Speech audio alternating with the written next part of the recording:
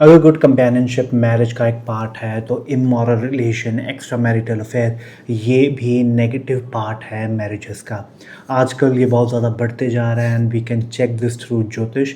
तो आज इस वीडियो का जो टॉपिक होगा वो एक्स्ट्रा मैरिटल अफेयर होंगे। किन केसेस में क्या कॉम्बिनेशन वो बनेंगे आप अपने चार्ट में चेक कर पाएंगे, जिससे आपको एक आइडिया लग जाएगा इन चीज़ों के बारे में। नमस्ते and welcome to Shreem occult. आज immoral relation extra marital affair की बात करते हैं।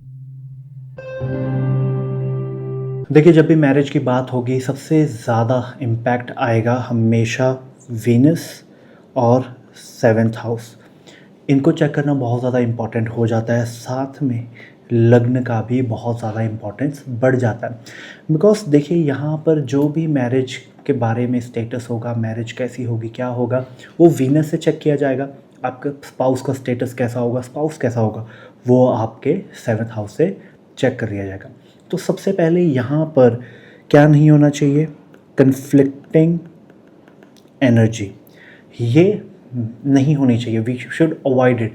जैसे कि Jupiter Mercury, Mars Saturn, Venus Ketu, Jupiter Venus, ये एनर्जीज एक दूसरे के साथ मैच नहीं करती। They are completely and utterly opposite.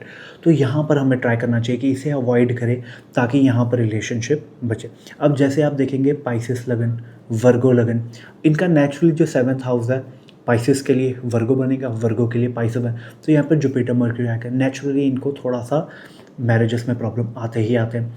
Similarly Capricorn या फिर कैंसर लगन की बात करें तो यहाँ पर ऑपोजिट एंड पे सैटर्न आ जाता है, तो वहाँ पर भी थोड़ा सा इशू आ ही जाता है। ठीक है, तो यहाँ पर कॉन्फ्लिक्टिंग एनर्जी का यूज़ नहीं होना चाहिए। सिमिलरली किसी भी मैरिज के सक्सेसफुल होने के लिए, किसी भी रिलेशनशिप के सक्सेसफुल होने के लिए लगन का बहुत इंपॉर्टेंस आ जाता है और लगना मिसमैच नहीं होना चाहिए। 2:12 का कॉम्बिनेशन नहीं होना चाहिए। लड़की का टॉरस हुआ, लड़के का एरीज हुआ, तो वो 2:12 का कॉम्बिनेशन बन जाएगा। 6:8 का कॉम्बिनेशन नहीं अच्छा, 1:8 का कॉम्बिनेशन नहीं अच्छा, और कुछ एस्ट्रोलॉजर 5:9 का भी अच्छा नहीं मानते। बहुत ज़्यादा ट्रेडिशनल और न्यू नॉलेज का ऐसा मिसमैच यहाँ पर हो जाता है। तो ये तो हो गया एक बेसिक लेवल पे बात करें कि कन्फ्लिक्टिंग एनर्जी आपको अवॉइड करनी चाहिए, लगना डेफिनेटली मैच करना चाहिए, वो एक दूसरे के साथ कंपैटिबल हो। जब ये वाला स्टेप पार कर जाते हैं तो कहीं ना कहीं मैरिज अच्छी ही चलती है। मेजॉरिटी ऑफ योगास आपने देखा, कोई भी बुक आप रीड कर लीजिए तो वो बने हैं D1 के लिए। ठीक है, और सेकेंडरी लेवल पे इंपॉर्टेंस दिया गया है D9 को, क्योंकि जब जब भी हम मैरिज की बात करेंगे तो D9 भी बहुत ज़्यादा इम्पॉर्टेंट हो जाता है। अब D9 भी कुछ केसेस में कंसिडर नहीं किया जाता। ये कौन से केसेस होंगे? देखिए, जब मैरिज को एज अ धर्म माना जाता है, एज अ पार्ट ऑफ संस्कार माना जाता है, तब D9 डेफिनेटली कंसिडर किया जाएगा। बट अगर इसे नहीं माना जा रहा है, इट इज़ जस्ट, तो फिर D1 को ही यूज़ करके किया जाएगा। तब D9 की इतनी प्रोमिनेंस यहाँ पर नहीं मानी जाएगी। तो अब D9 में भी वो योग होना चाहिए। अगर हम D1 कंसिडर कर रहे हैं, वो योग अगर फलित हो रहा है D9 के अंदर, तब जाके हम बोलेंगे कि यहाँ पर अगर वो लिंक बैठा तब बोलेंगे कि ये शॉर्ट शॉट होगा। नहीं तो इवन केतु आके बैठ जाए आपके सातवें घर में तो वो गारंटी नहीं है कि वो डाइवोर्स कराएगा। Problems yes, but divorce no, अगर वो D9 में वो नहीं फिट बैठ रहा है तो ये एक हायरार्की आपको फॉलो करनी पड़ेगी D1 टू D9 की, फिर जाके यहाँ पर आपको आइडिया आएगा। अब जैसे बात कर लेते हैं कुछ कॉम्बिनेशन की, जैसे कि सैटर्न ले आए। ठीक है, सैटर्न अगर D1 के सेवन्थ हाउस में आके यहाँ पर बैठ जाता है तो डेफिनेटली थिंकिंग में प्रॉब्लम आएगी, थिंकिंग मिसमैच होगा, बिहेवियर में बहुत ज़्यादा सेपरेशन आएगा, बहुत ज़्यादा डिफरेंस आ जाएगा, जिसकी वजह में मैरिज में प्रॉब्लम डेफिनेटली आएगी। बट यही अगर सैटर्न का लिंक वीनस के साथ D9 में जाकर बैठ रहा होगा, बन रहा होगा, तब जाकर हम यहाँ पर बोलेंगे कि जैसे कि आपसे जो लो लेवल के लोग हैं, आपकी जो डोमेस्टिक हेल्प है, उसके साथ अफेयर होने के चांसेस फिर यहाँ पर बढ़ जाते हैं। सिमिलर ही कंडीशन अगर सूर्य के लिए है। ठीक है, तो सूर्य अगर यहाँ पर आ गया, ठीक है, तो वो ऑटोमेटिकली 15 साल मैरिज को ख़राब करेगा D1 के अगर सेवन्थ हाउस में आके बैठ जाए।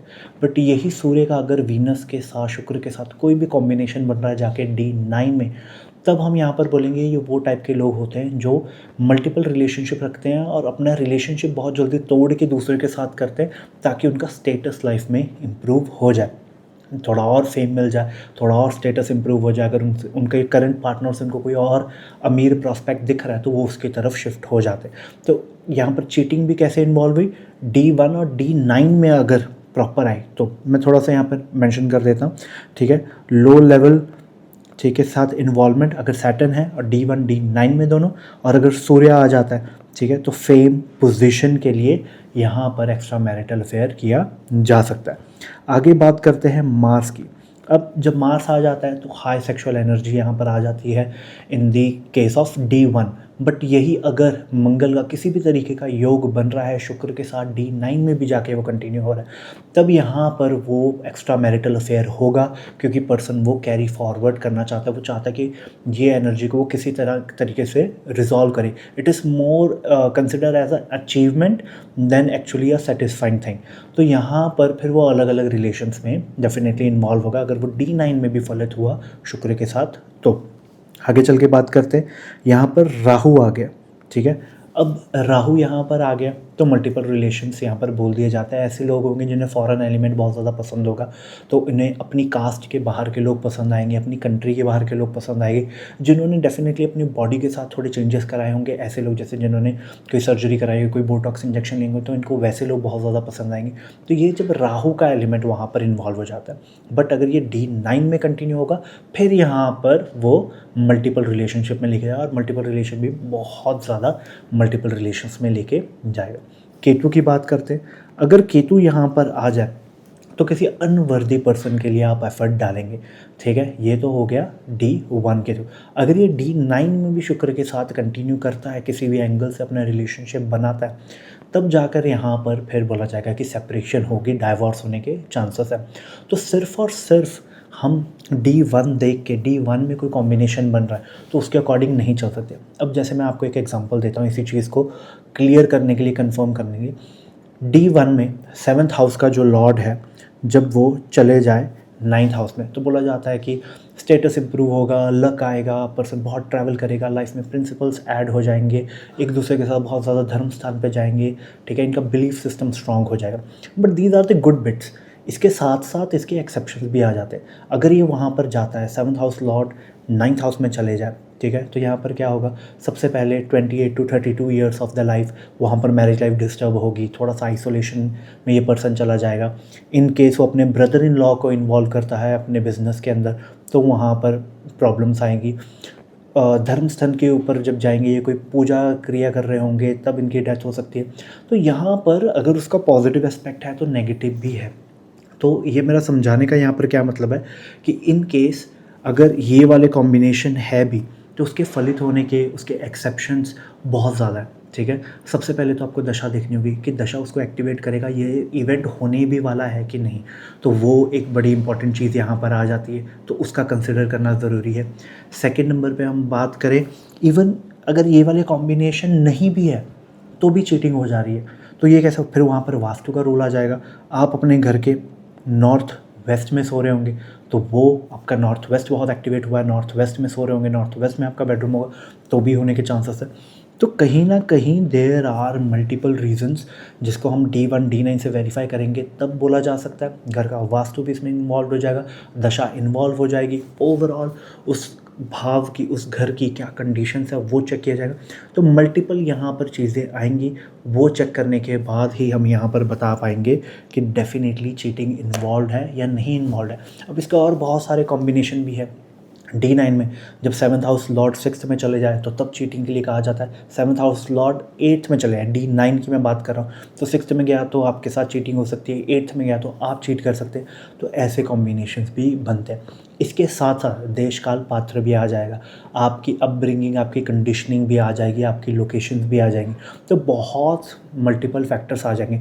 हो सकता है कि ये कॉम्बिनेशन बन रहा हो, ऐसी अपॉर्चुनिटी प्रेजेंट करे, but if the person is prepared for it, उन्हें पता है वो कॉन्शियसली, तो डेफिनेटली है कि वो फिर उसको नहीं करेंगे। अपॉर्चुनिटी आएगी क्योंकि कॉम्बिनेशन एग्जिस्ट करता है, बट वो होगा ही होगा, ये एग्जैक्टली नहीं कहा जा सकता। इसमें बहुत सारे और फैक्टर्स भी आ जाते हैं, क्या दृष्टि पड़ रही है, क्या डिवाइन ग्रेस आ रहा है, क्या सेविंग ग्रेस आ रहा है, वो भी बहुत ज़्यादा मैटर करता है। तो आई होप कि मैं आपको एक क्लियर अच्छा आइडिया दे पाया इसके ऊपर। आप इस वीडियो को रिविज़िट करिए, इसमें बहुत इन्फॉर्मेशन मैंने मेंशन किया। अगर आप इसको 2-3 बार देखेंगे तो ये करेक्टली आपको समझ आएगी। इन केस आपको क्वेश्चन नहीं समझ आ रहा, आप कमेंट सेक्शन में मेंशन करिए। इसको लाइक करें, शेयर करें, सब्सक्राइब करें, ज़्यादा से ज़्यादा तक लोगों तक पहुंचाएं ताकि उन्हें भी एक क्लियर आइडिया लगे। जो चीटिंग को इतना ईजी बता दिया जाता है, it is not that easy, बहुत फैक्टर्स होंगे और बहुत ज़्यादा पे ये कैंसिल भी हो जाएगा। तो आई होप कि मैं आपको कुछ क्लैरिटी दे पाया इस टॉपिक के ऊपर। I will come up with a new video. Till then, नमस्ते।